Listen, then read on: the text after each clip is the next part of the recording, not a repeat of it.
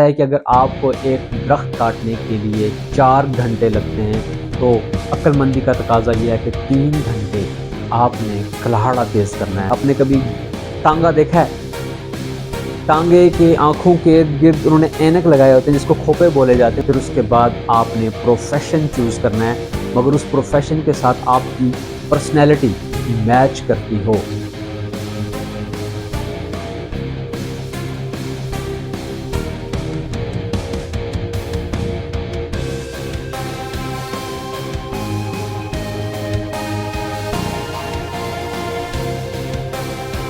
अस्सलाम वालेकुम, मैं हूं शोएब यूसुफ। आज एक नई वीडियो के साथ, एक नए टॉपिक के साथ कि आपकी वाई, आपके ड्रीम्स दोनों वाजे हो चुके हैं।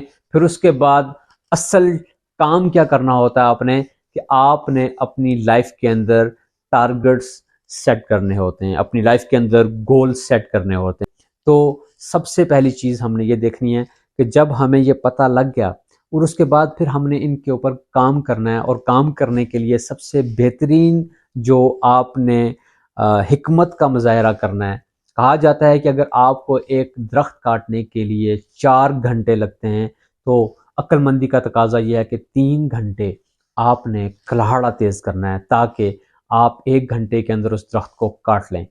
वरना कुंद कल्हाड़े के साथ आप पूरा दिन जान मारते रहें, आप जोर लगाते रहें, आपके हाथों को छाले पड़ जाएंगे, मगर आप उस दरख्त को नहीं काट पाएंगे। इसी तरह बिजनेस और लाइफ के अंदर जब आपने आगे बढ़ना है तो हिकमत अमली का मुजाहरा करना बहुत लाजिम है। कहा जाता है कि बिजनेस और जंग, इन दोनों में अगर हिकमत अमली का मुजाहरा किया जाए तो जीत आपकी है। तो कामयाबी बेसिकली है क्या? वो जीत है, वो सक्सेस है जिसको आप हासिल करना चाह रहे हैं। उसके लिए नंबर 1 जिस चीज़ के ऊपर आपने काम करना है वो है, आपने सबसे पहले अपनी ड्रीम के ऊपर काम करना है कि आपकी लाइफ के अंदर ख्वाब क्या क्या हैं।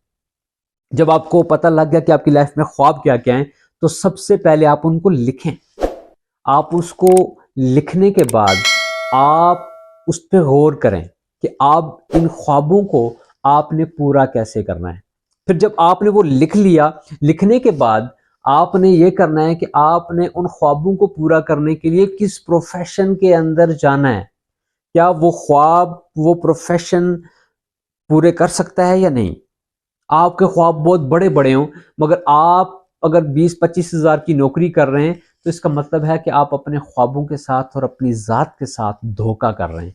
जब आपने वो ख्वाब लिख लिए, फिर उसके बाद आपने प्रोफेशन चूज करना है, मगर उस प्रोफेशन के साथ आपकी पर्सनैलिटी मैच करती हो, तब जाके आपको वहां से बड़ी सक्सेस मिलेगी। उसके बाद जब आपने ये चीज फाइनल कर ली कि आपने कौन से प्रोफेशन के अंदर जाना है, फिर आप जब उस प्रोफेशन के अंदर जाते हैं तो उसके बाद आपने वहां पे सबसे पहले अपने आप को उस प्रोफेशन के हवाले करना है, अपने आप को वक्फ करना है, अपने आप को उस काम के अंदर, उस प्रोफेशन के अंदर फना कर देना है। आपने अपनी आंखों के इर्द गिर्द खोपे लगा देने। आपने कभी टांगा देखा है? टांगे के आंखों के इर्द गिर्द उन्होंने ऐनक लगाए होते हैं जिसको खोपे बोले जाते हैं। उसकी बुनियादी वजह यह होती है कि वो लेफ्ट और राइट पे ना देखे।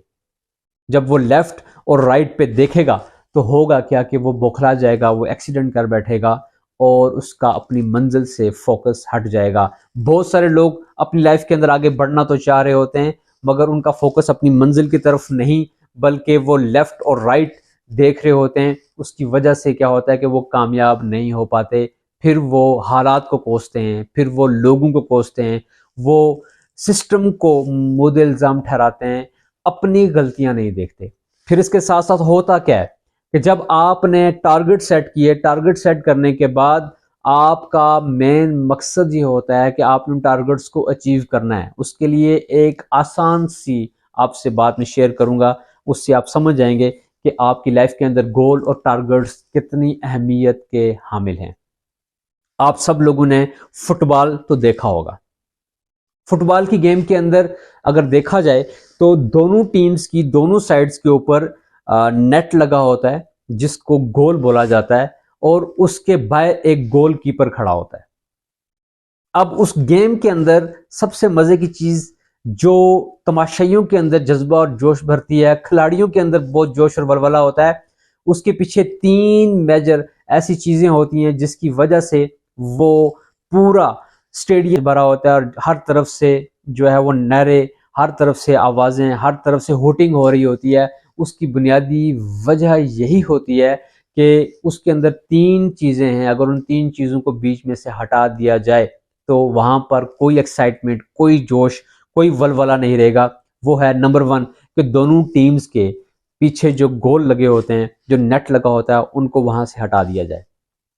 अब आप मुझे बताएं, क्या वो खिलाड़ी उस फुटबॉल को कहां पे फेंकेंगे?